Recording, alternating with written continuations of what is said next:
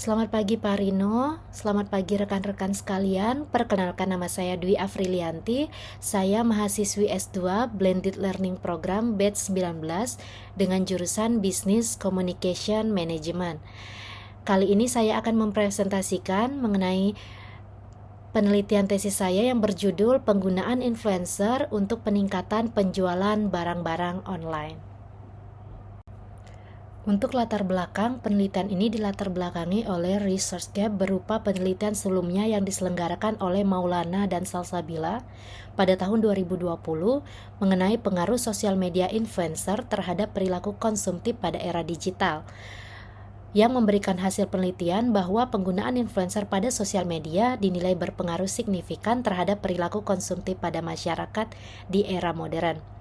Karena dapat menumbuhkan dan mendorong ketertarikan pengguna media sosial untuk melakukan pembelian produk yang dipromosikan influencer. Namun, penelitian tersebut menggarisbawahi mengenai pengaruh sosial media influencer terhadap perilaku konsumtif, sehingga berbeda dalam penelitian ini yang menekankan pada peningkatan penjualan barang online. Berikut rumusan masalah pada penelitian ini adalah bagaimana upaya yang dilakukan untuk pemilihan influencer yang tepat dan efektif untuk memasarkan produk yang akan dijual secara online. Yang kedua, bagaimana manfaat penggunaan influencer untuk meningkatkan penjualan barang secara online. Untuk previous jurnal yang digunakan yaitu pengaruh media sosial influencer terhadap upaya maksimalisasi penjualan e-commerce yang diselenggarakan oleh Rahmawati pada tahun 2021.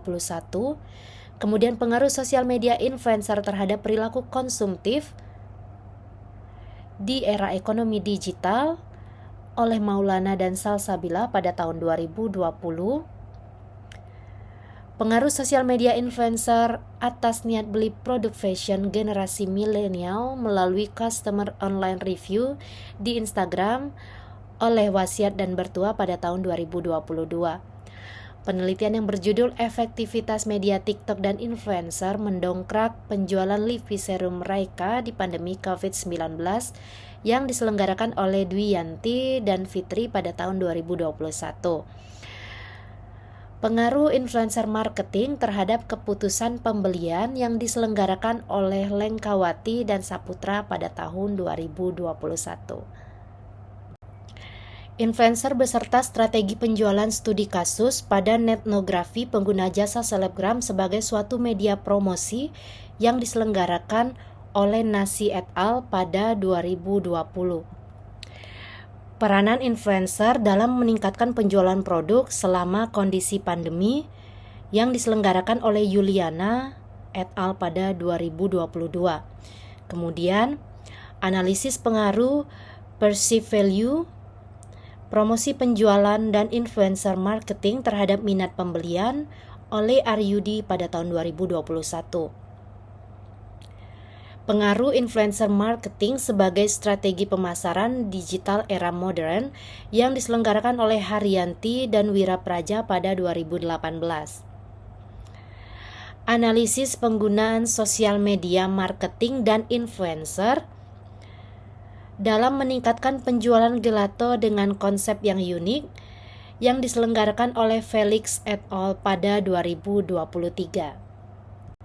Untuk teori utama, Theory of Recent Action pada dasarnya menyatakan penjelasan mengenai perilaku yang diperoleh dari hasil yang ditimbulkan atas niat perilakunya. Hal ini dapat dipengaruhi oleh sikap maupun norma sosial individu atas perilaku tertentu. Niat tersebut dapat dipengaruhi dengan adanya sikap individu ataupun norma sosial. Norma sosial didefinisikan sebagai bentuk kepercayaan individu terkait perilaku yang dapat diterima oleh masyarakat. Sementara itu, sikap individu cenderung dibentuk sesuai dengan kepercayaan mereka atas suatu perilaku yang bersangkutan. Untuk teori pendukung, yang pertama ada consumer behavior, sebagaimana dijelaskan dan dikemukakan oleh Schiffman dan Wiesenblit pada tahun 2015. Consumer behavior berkaitan dengan studi yang mempelajari suatu tindakan konsumen dalam melakukan pencarian, pembelian, penggunaan, evaluasi maupun pembuangan suatu produk atau layanan yang mereka harapkan dinilai dapat memberikan kepuasan atas mereka. Kemudian influencer merupakan kelompok orang yang ditandai memiliki jumlah pengikut atau followers maupun audiens yang cukup banyak di media sosial, serta memiliki pengaruh yang kuat terhadap followers mereka, seperti artis, selebgram, blogger, YouTuber, ataupun sebagainya. Kemudian ada penjualan. Pada hakikatnya, penjualan didefinisikan sebagai suatu upaya atau kegiatan maupun transaksi yang melibatkan proses pertukaran suatu barang atau jasa yang terjadi antara pihak penjual dengan pembeli. Penjualan dalam konteks ini juga ditandai sebagai bentuk kesepakatan atau perjanjian yang dihasilkan antara pembeli dan penjual atas suatu barang atau jasa yang akan diperjualbelikan antara kedua belah pihak. Dan untuk di slide terakhir, terdapat beberapa referensi atau daftar pustaka yang saya gunakan dalam penelitian ini.